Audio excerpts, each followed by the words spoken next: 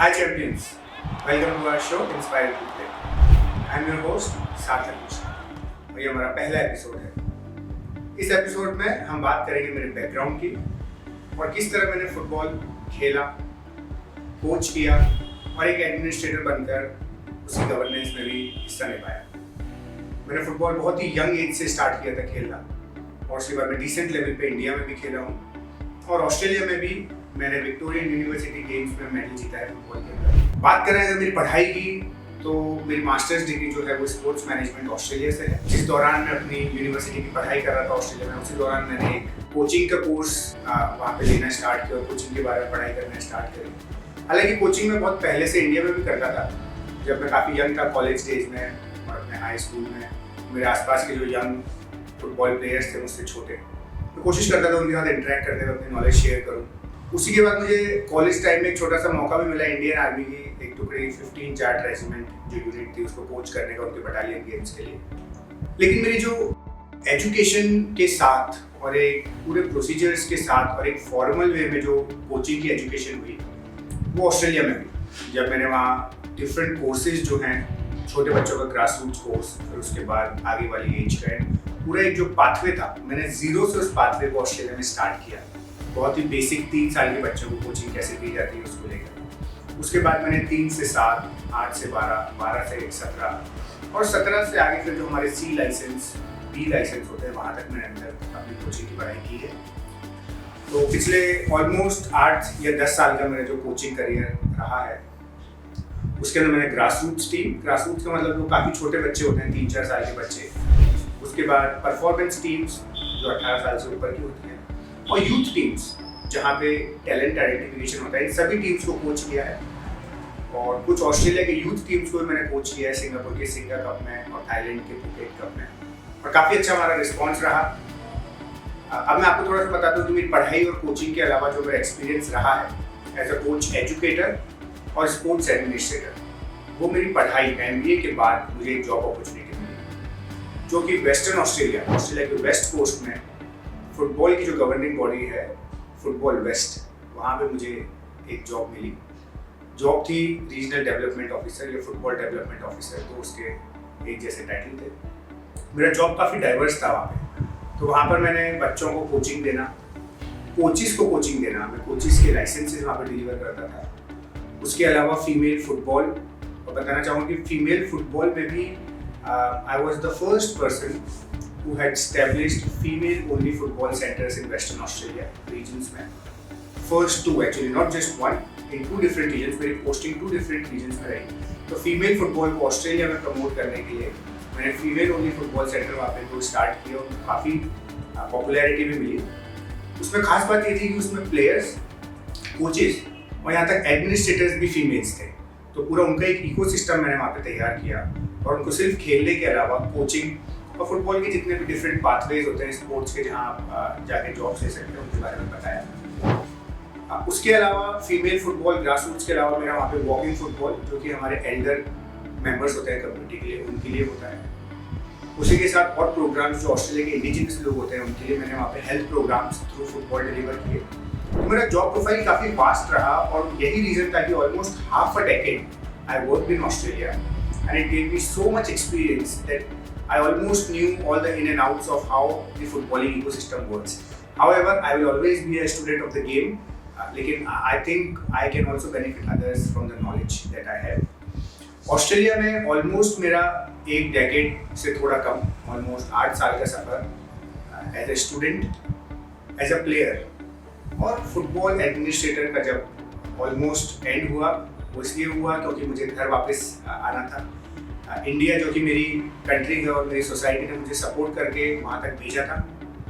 मैं चाहता था वापस उस पर कॉन्ट्रीब्यूट करूँ और अपनी सोसाइटी और अपनी फुटबॉलिंग इकोसिस्टम को यहाँ पे आगे प्रमोट करूँ। और मुझे काफ़ी खुले दिल से कंट्री ने एक्सेप्ट भी किया। जब मैं वापस इंडिया आया तो मुझे जॉब सिक्योर करने में इतनी प्रॉब्लम नहीं हुई।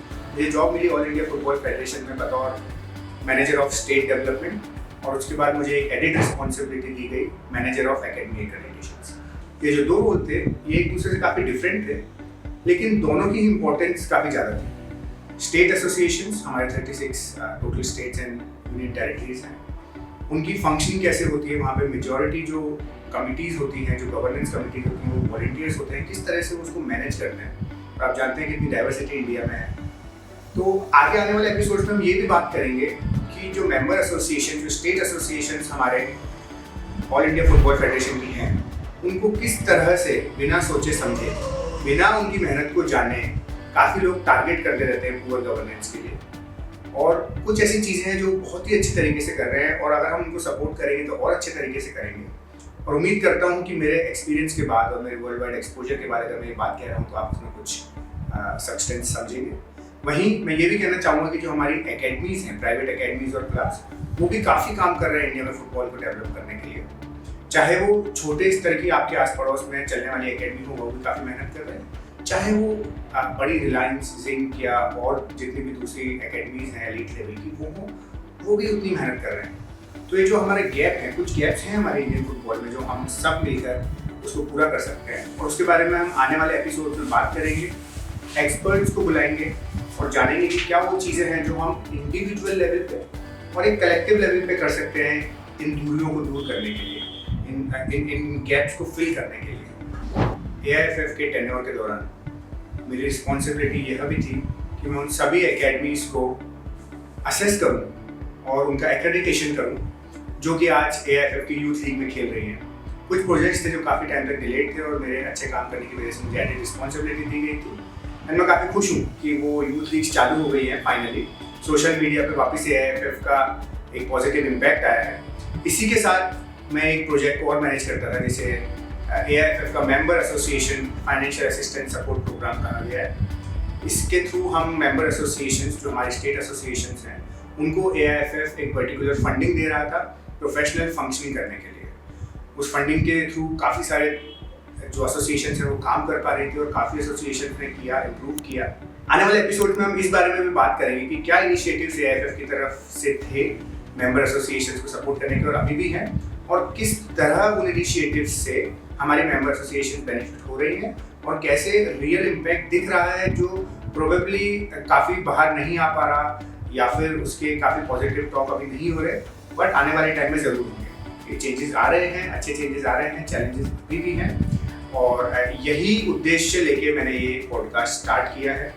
यही मेरा मोटिवेशन और यही मेरा इंटेंशन है कि मेरे व्यूअर्स तक मैं एक ट्रू, फेयर और काफ़ी नॉन फिल्टर्ड इंफॉर्मेशन आप तक लेकर आऊँ, जो कि आपको फर्स्ट हैंड नॉलेज मिले, और उस नॉलेज को लेकर आप अपने इन्फॉर्म डिसीजन ले सकें और आप अपनी स्पोर्ट्स जर्नी में यूज़ कर सकें। हमारे पॉडकास्ट में जो भी चीज़ें शेयर की जाएंगी वो सिर्फ फुटबॉल तक सीमित नहीं होंगी।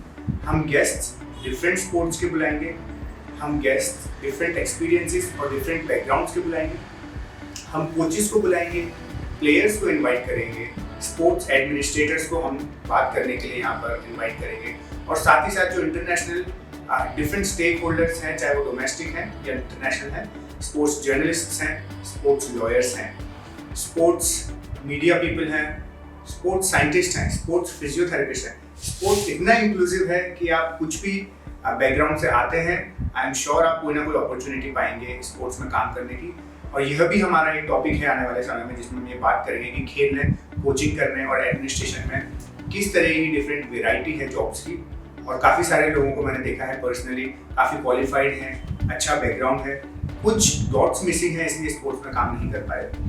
बट रेस्ट अश्योर्ड कि जैसे जैसे हम पॉडकास्ट की जर्नी को आगे बढ़ाएंगे, कोशिश करेंगे कि ज़्यादा से ज़्यादा इन्फॉर्मेशन हम आपको प्रोवाइड करें। इससे पहले कि हम थोड़ा सा और आज के टॉपिक में डाइव करें, मैं चाहूँगा अगर आप इतना if you have watched it so well, please consider subscribing to the channel. Also I would really encourage कि अगर आप लोगों को ऐसा लगता है कि आप मेरे पॉडकास्ट में आके बात करना चाहेंगे, या आपके पास वो एक्सपीरियंस है जिससे और लोगों को उससे मदद मिलेगी और लोगों को इन्फॉर्मेशन मिलेगी, तो प्लीज़ कमेंट कीजिए, नीचे हमें बताइए आपके बारे में, और हम आपसे ज़रूर कॉन्टैक्ट बैक करेंगे और कोशिश करेंगे आपको हमारे पॉडकास्ट में इनवाइट करें। तो इस एपिसोड के हम लगभग कंक्लूजन पे आ चुके हैं, लेकिन कंक्लूड करने से पहले मैं एक छोटा सा थॉट आपके दिमाग में डालना चाहूँगा। प्लीज़ आप बताइएगा whether you agree with that thought और you don't. If you don't तो बताइए आप क्यों सहमत नहीं है उससे। मुझसे काफ़ी बार ये क्वेश्चन पूछा गया है, आई एम श्योर काफ़ी लोगों से पूछा जाता है जो स्पोर्ट्स इंडस्ट्री में काम कर रहे हैं, स्पेसिफिकली फुटबॉल में काम कर रहे हैं, कि इंडिया की टीम इतना अच्छा परफॉर्म क्यों नहीं कर रही, इंडिया की टीम वर्ल्ड कप के लिए क्वालिफाई क्यों नहीं कर रही, AIFF में क्या प्रॉब्लम है, मेंबर एसोसिएशन में क्या प्रॉब्लम है, स्टेट एसोसिएशन का। वेल, मैं एक थॉट आज आपको देना चाहूँगा कि ये जो प्रॉब्लम है इतने हाई लेवल पे अच्छा परफॉर्म ना करने की, ये चालू होती है आपसे और हमसे। It is at a very individual level and it's one of the reasons and that's my observation. ये मैंने ऑब्जर्व किया है कि आज भी और काफ़ी समय से जो स्पोर्ट्स खेल के सबसे ज़्यादा आज पेरेंट्स और बच्चे पाना चाहते हैं वो है गवर्नमेंट जॉब या जॉब सिक्योरिटी। और आप देखिए जो चीज़ स्टार्ट इस लेवल पे हो रही है जहाँ पे आप सिर्फ जॉब सिक्योरिटी के लिए स्पोर्ट्स को खेल रहे हैं, वहाँ पे चीज़ें काफ़ी डायरेक्शन में गलत जा सकती हैं। हो सकता है आपका मोटिवेशन कुछ टाइम बाद फॉल आउट हो जाए। हो सकता है अगर आपको जॉब मिल जाए तो आप 95% जो लोग ऑलरेडी स्पोर्ट्स कोटा से जॉब में लगे उनकी तरह डोसाइल हो जाए, उनकी तरह स्पोर्ट्स को गिव बैक करने के लिए आपकी कंपटीशन की स्पिरिट खत्म हो जाए, आप लेट बैक हो जाएं। लेकिन अगर आप यही ना सोचकर आप ये सोचें और ये सिर्फ आपके और एक दो जनों के सोचने के बाद बड़ी लेवल पे हमको इस सोच को बनाना है कि स्पोर्ट्स खेलना है हमको हमारी सेहत के लिए, आप अपनी लाइफ स्किल्स के लिए। लेकिन जब आप इन चीज़ों से ऊपर उठ जाते हैं और परफॉर्मेंस के लिए खेलते हैं तो हमें खेलना है देश के लिए, हमें गोल्ड मेडल लाने के लिए खेलना है, हमें हमारे प्रोफेशनलिज्म के साथ खेलना है। ऐसा नहीं है कि अगर आप प्रोफेशनली खेलेंगे और जॉब सिक्योरिटी को साइड में रख देंगे तो आपका सिक्योर फ्यूचर नहीं होगा। आप एग्जाम्पल देखिए नीरज चोपड़ा का, आप एग्जाम्पल देखिए महेंद्र सिंह धोनी का। ये अपने करियर में इन्होंने एक्सीलेंट परफॉर्म किया है। नीरज चोपड़ा अभी भी कर रहे हैं तो उनकी जो स्टोरी है वो अभी लिखी जा रही है, वो उसमें अभी काफ़ी पन्ने और काफ़ी चैप्टर जुड़ेंगे।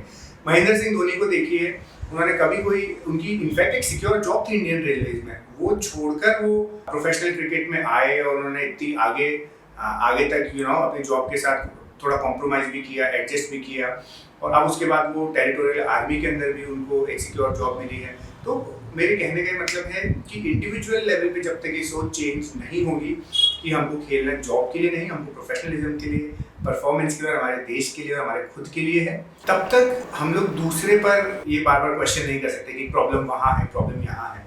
हमें स्वयं के अंदर देखना पड़ेगा कि प्रॉब्लम स्वयं के अंदर है।